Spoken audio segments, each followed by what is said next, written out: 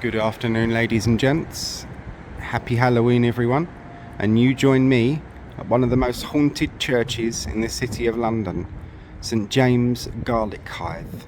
There's been a church on this site since the 12th century, possibly earlier. The first church recorded was in the 12th century, and that was destroyed by the fire, the Great Fire of London of 1666. Then that in turn was rebuilt with this one by Sir Christopher Wren, and was finished in 1674.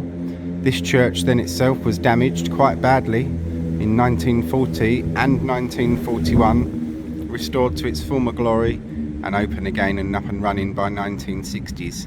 And join me inside now for our tour. This is an interesting one, and it will be a part 1 and 2 because it goes into a ghost story, which is part 2. Join me inside, guys and girls.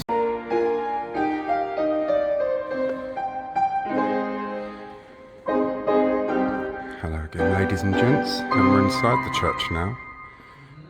Been waiting a while to get into this one. It's a lovely church.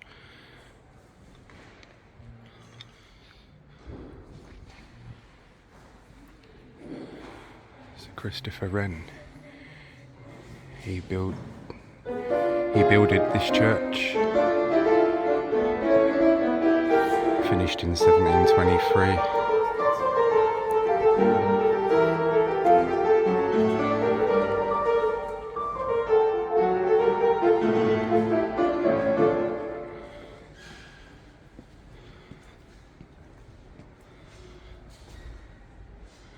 Richard de Roving, Vintner, Sheriff, 1326, 1346. He rebuilt this church in 1326.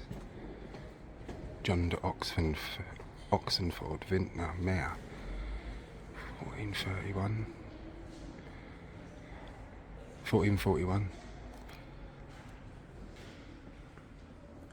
Now I usually start on this side of a church, so that's what I will do today. And then we'll work our way back round this side, because it goes against the things that I do otherwise. But show you this first. The organ is lovely, very impressive.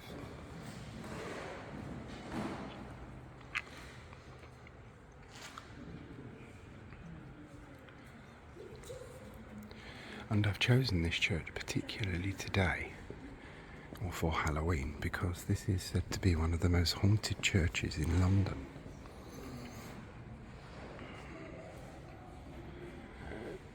Crystal chandelier lighting the nave is the gift of, let's zoom you in so you can see that too,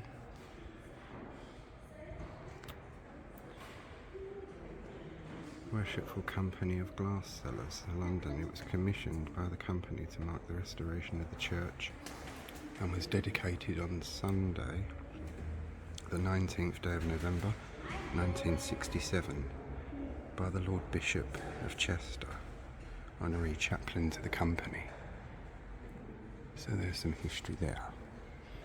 And that gentleman was just playing the piano or tuning the piano. Very good.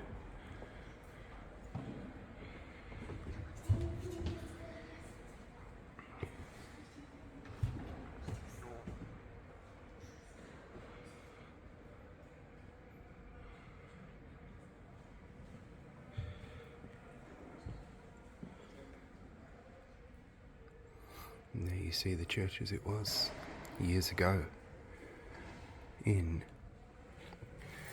1942. And the area surrounding it is very, very different now. Very different indeed.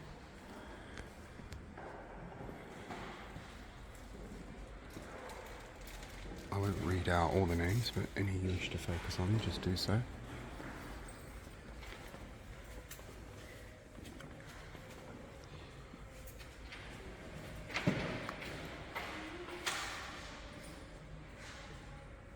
Coats of arms up there, amazing. And being a Church of England church, it will always have the Royal Arms of England in it, but we'll get a better view of that when we're further away from it.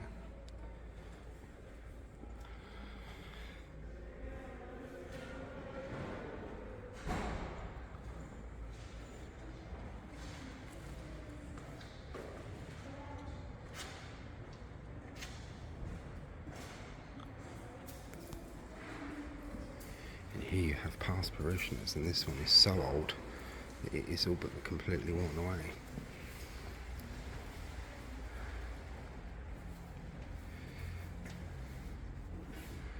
William P-A-R. It's either Passet or Parnet. And that one's very worn away and been repaired.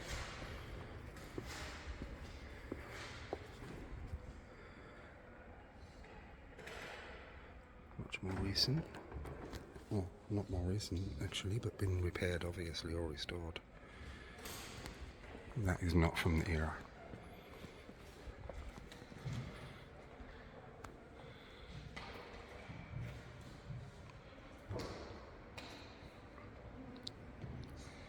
Yes, and as I say, this is meant to be one of the most haunted churches in London.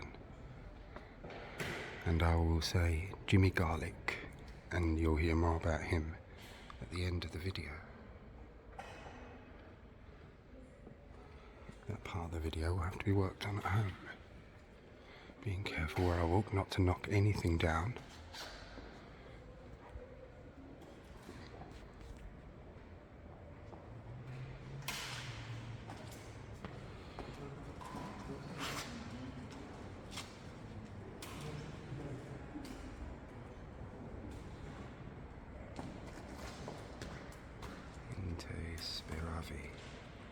I have no idea what that means, but that will be from one of the rich parishioners from the past, I have no doubt.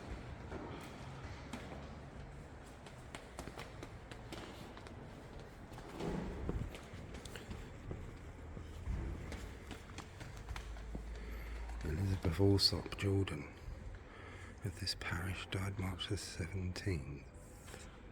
1810 in the 52nd year of her age. Also Joseph Jordan, husband of the above, died 3rd of October 1801 something, and the rest's worn away. When did she die again? 1810, so it's probably going to be, it's going to be between 1810 and 1820 obviously. Age 56, also Mrs. Elizabeth Jordan, wife of G.W. Jordan of this parish, died 22nd of November 1801 and worn away again. So between 1810 and 1820. And I won't go around the back area of the just point you up at these. So I really like to try and catch everything if I can, particularly the memorials.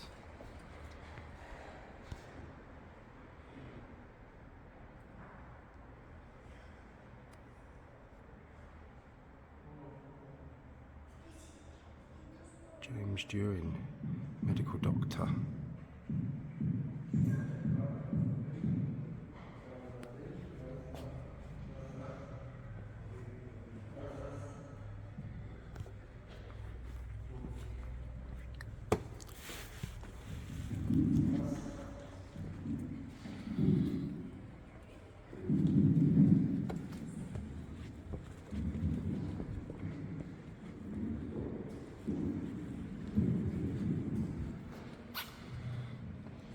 And this is the piece de resistance, the beautiful painting of the high altar.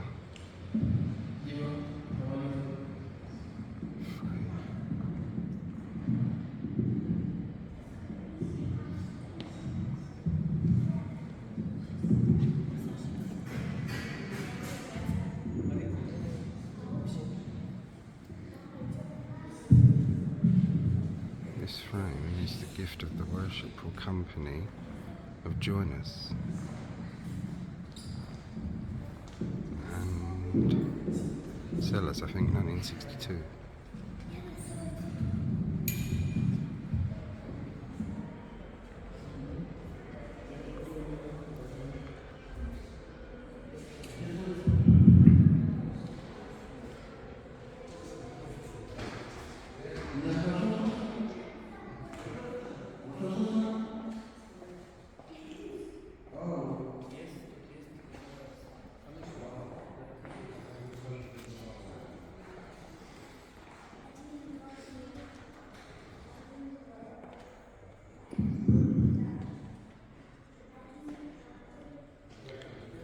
a beautiful church, but all the Wren churches are just stunning, really, aren't they?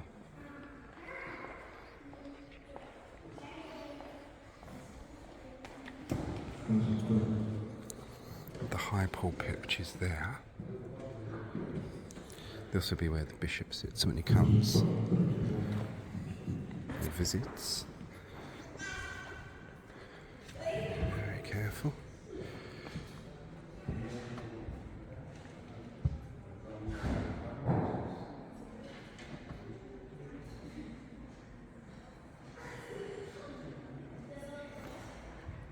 With pride and reverence for the members of the Intelligence Corps who have given so much in the military service of this great nation, from the officers of Free Military Intelligence Battalion.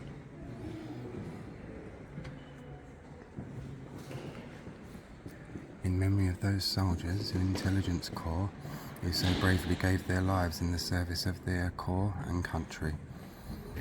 From the other ranks of Free Military Intelligence Battalion,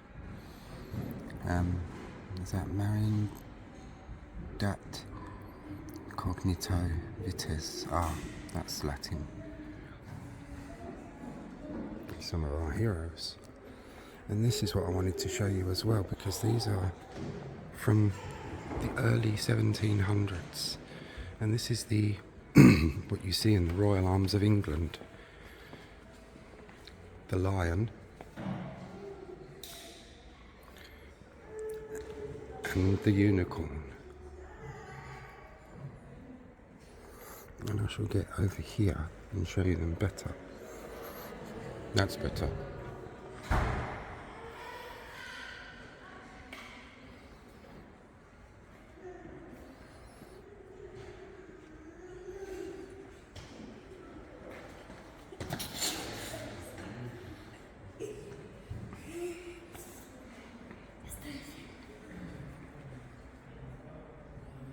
Here we are.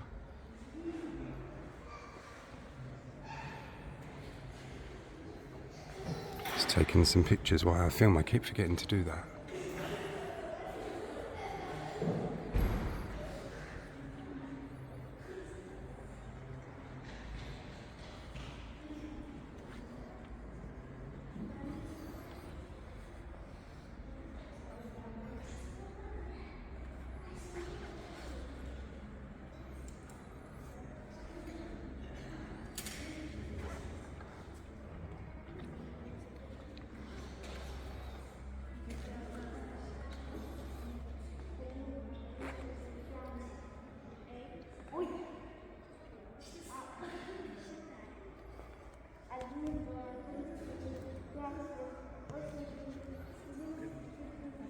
And this is that chandelier that they were that we read about when we first came in, which is a very beautiful thing. Right, back on with our tour.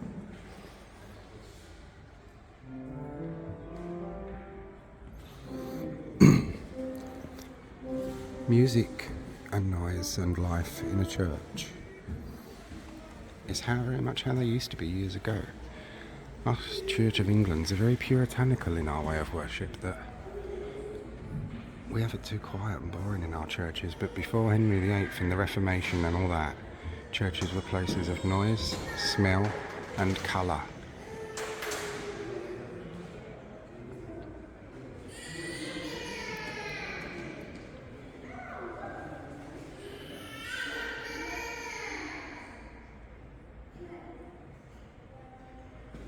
They certainly had some rich people, parishioners. I nearly fell over there.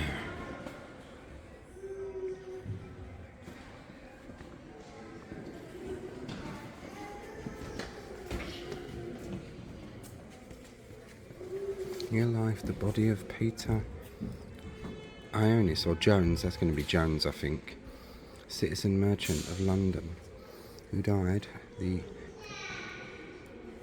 27th day in the year of our Lord. Oh goodness, MDCXCIV. I'll have to work that out later. and of his age he was LXIX. Now why can't they just use Roman Arabic numerals like normal people? And these ones are so worn away.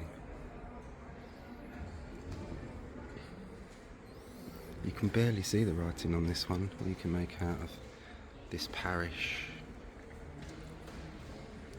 Showing the person's name's gone.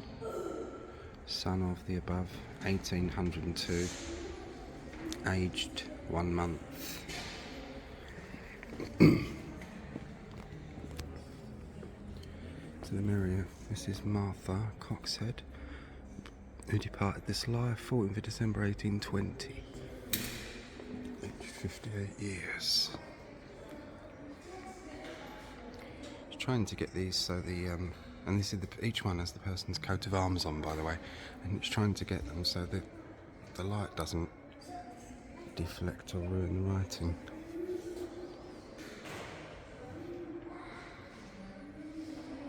Sheriff.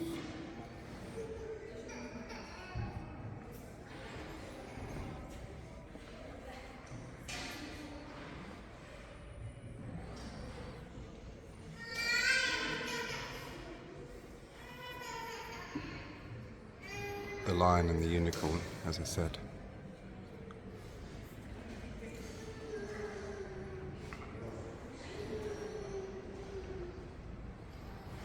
Clerk of the United Parishes departed this life suddenly on the 10th of April 1821, 79th year of his age. It was a pretty good age for that time.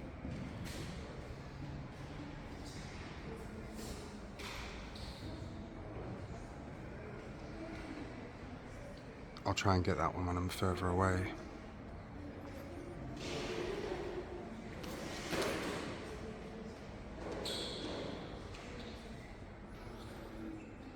Oh, that's better. If I hold the phone down lower. Well, kind of anyway.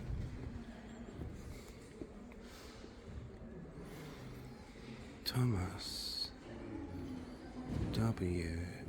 I. No, that's too one for me to see. But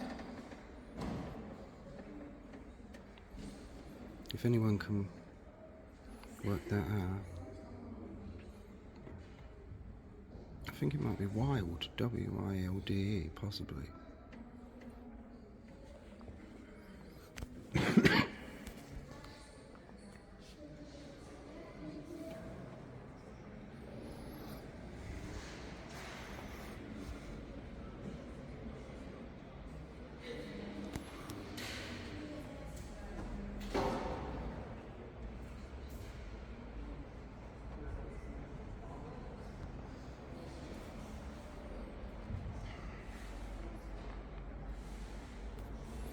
Thomas Baker, late of this parish, departed this life the 20th of November 1815, age 43. And you can read the rest if you want, because that is very clear. Cracked in the middle, but clear.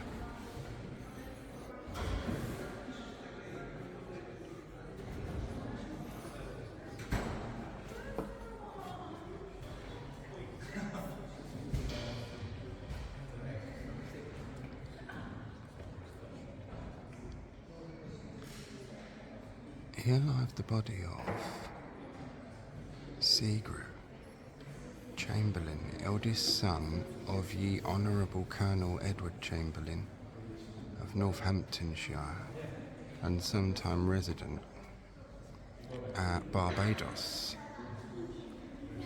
which Seagrew departed this life December the 17th, 1675. Age 16 years. There has been a church on this site for many, many, many years, even before this one. Full history is in the description. And that was burned by the fire, and this one was rebuilt. Erected to the memory of Sarah Hayden, wife of Mr. Thomas Hayden, of this parish, who departed this life Ye 14th day of November, AD 1808, in the 16th year of her age. And that's Sarah Hayden, and the bit that's worn away there, that's going to say the abbreviation of daughter. Could be wife, possibly. 16 in those days, they did get married young. William Redderell of this parish, who died the 29th of November 1805, aged 45 years. In the adjoining grave, in there lies the body of Mr. John something, who departed this life November the 18th, in the 37th year of his age. In the graves are deposited the remains of Mr. William Denny, D-E-N-E. Oh, that's unusual, because that's funny, because I've got that name in my family, but it's D-E-N-N-E. It was originally to Denny, son of the above named Mr. William Redderell Dennis. Not Dennis, Dennis. So this is Mr. William Redderell Dennis, who departed this life November the 6th, 1820 something, because it's worn away at the edge, age 33. Oh, lovely.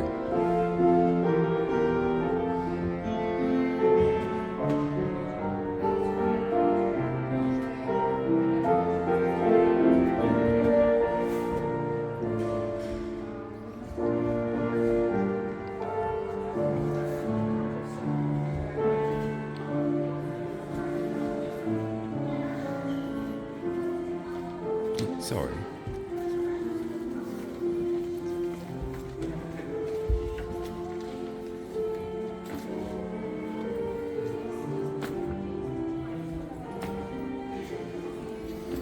Right, I'll catch these couple of memorials. Just point it down a minute.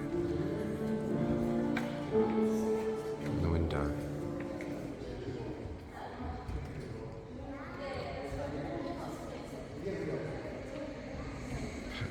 Jones, Peter Jones, and the rest is all in Latin.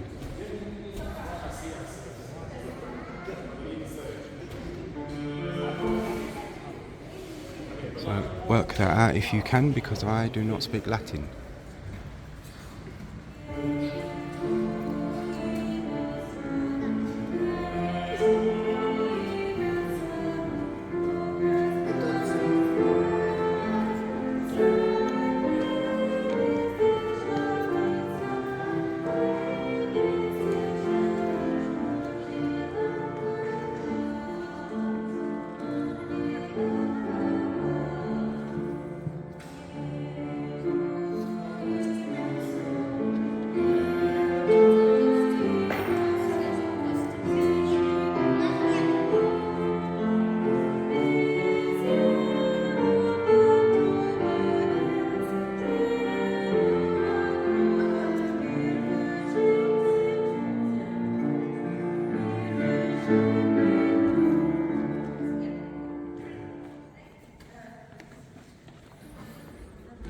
Interred the body of Mrs. Sarah, late wife of Mr. Thomas Shepherd, and daughter of Mr. William Miles, citizen and dyer of London, and Anne, his wife, who departed this life XXX 31st of October.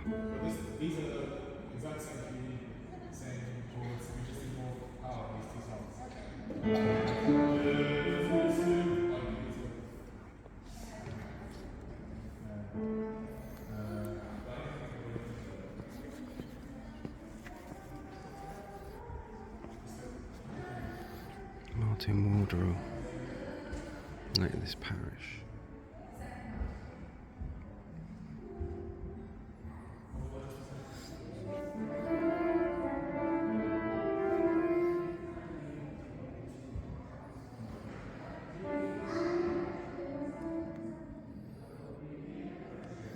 Right, I shall pause you for a moment, just a sec, and you'll be back with me in a minute.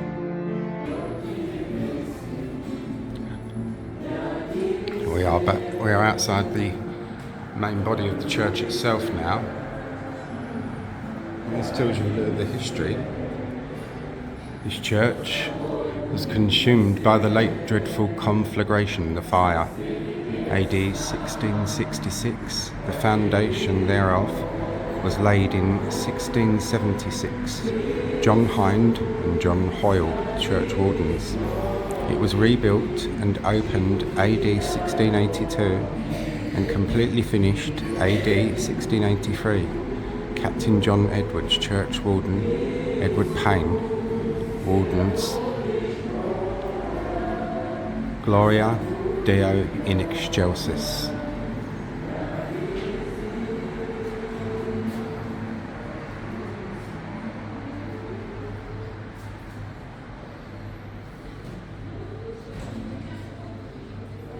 I was just getting a photo of that. The church was damaged by enemy action in 1940 and 1941. By 1963, the church was rehallowed by the Lord Bishop of London in the presence of Her Royal Highness Princess Alice, Countess of Athlone.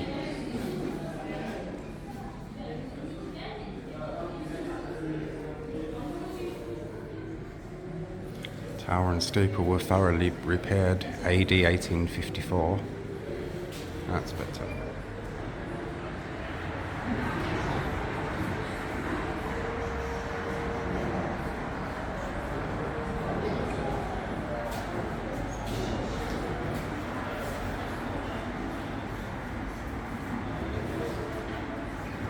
They've taped up the thing, it's not cash anymore. That's really... I always do cash. I'll have to do it online. I'm not doing the tap-in thing, I don't like that. Prepare to follow. In the vault beneath lay the remains of John Cox, who died the 16th of September 1833, aged 66 years, and was 24 years clerk of this parish. Also Hannah Cox, wife of the above, who died the 22nd of February 1843, aged 77 years. Also Hannah Cox, Sophia Cox and Sarah Cox, daughters of the above, who died in their infancy. I'll let you read the rest.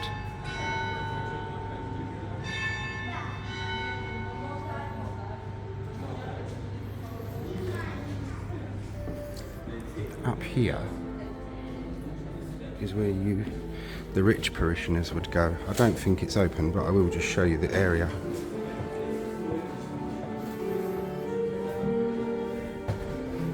No entry to the public. That's the organist, so we won't disturb him. But the one on the other side may be where the public used to go. But even the architecture is lovely in here.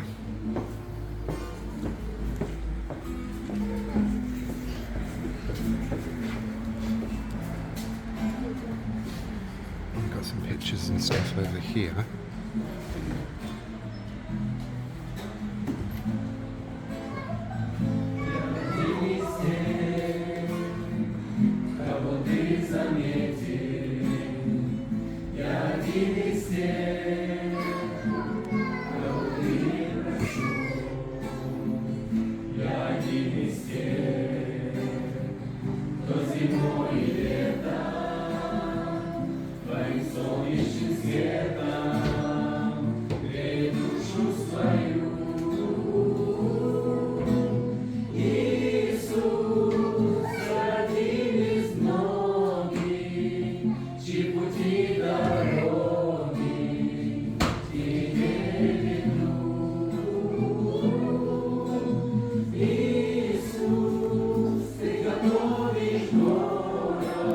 That door is obviously going to be locked, but wherever it leads... Oh no, it isn't.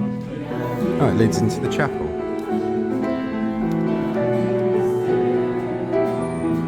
Won't disturb that man. Distracting.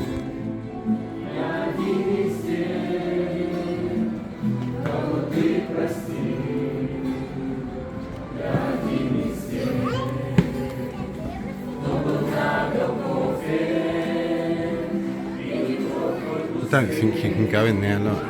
Organist.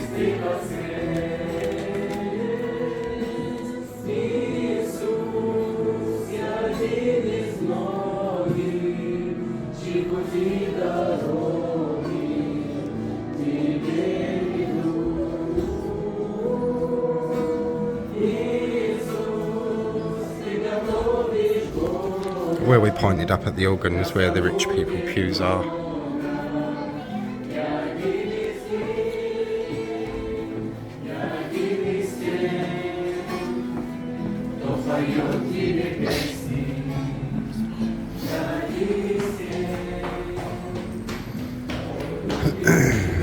Oh, Jubilee bells.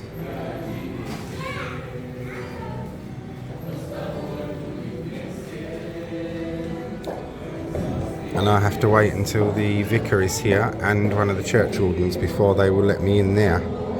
But I have got a permission visit coming up for that. Right.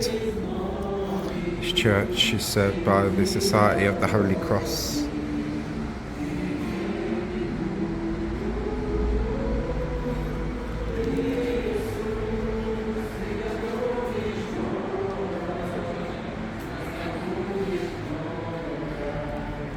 And those are, right.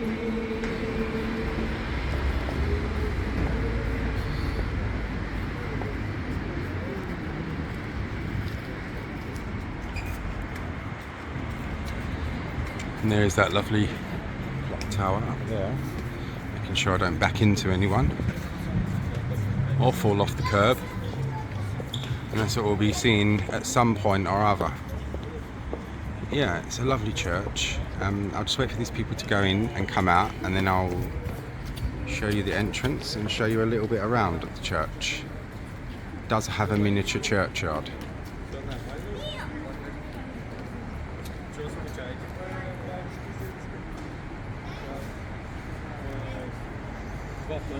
Sorry guys, I'll just go over here a minute. So I want to show you around the side of it. So then we're done then. Wren Church, very plain, very simple, very repaired after being basically burned to pieces in the Great Fire of London and then being blown up in the Second World War. A lot of the London churches have suffered very, very badly over the years. And what I was going to say inside, but I didn't wish to say it in front of any of those people because I don't want them to think I'm being pretentious or whatnot. But those people in there, my dears, are genuine refugees. You only have to look and see what's going on in their country. I'm not into mass immigration or economic migrants and all that, but genuine refugees, I mean, you have to have a cold heart. And there we are. Anyway, that's off that subject because it is political and contentious, and there's nothing to cause more trouble than politics and religion. I visit churches, but I keep my faith and hopefully other people's to themselves. And this is the barge master and swan marker of the Vintners Company. The swan markers, they have something called swan upping. I think it's done yearly, where they count the number of swans, because the swans belong to the Queen, don't they? And it's a ceremony more than anything, and this is the head man of that, the barge master, with of course a swan. These bronzes are brilliant, they are very good. Even the back, like the detail, is fantastic. This one will probably be a bit over the 35-minute mark, so it'll be a YouTube and Facebook jobby. There is a part 2, but that's going to be separately. There we go.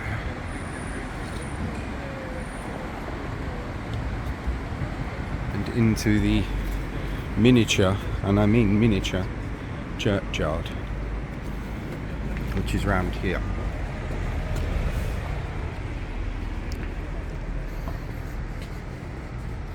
And I do not know or believe if there is anyone buried here.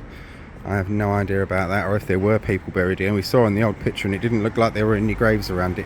Some of the London churches and churchyards didn't have some of the London churches, didn't have churchyards.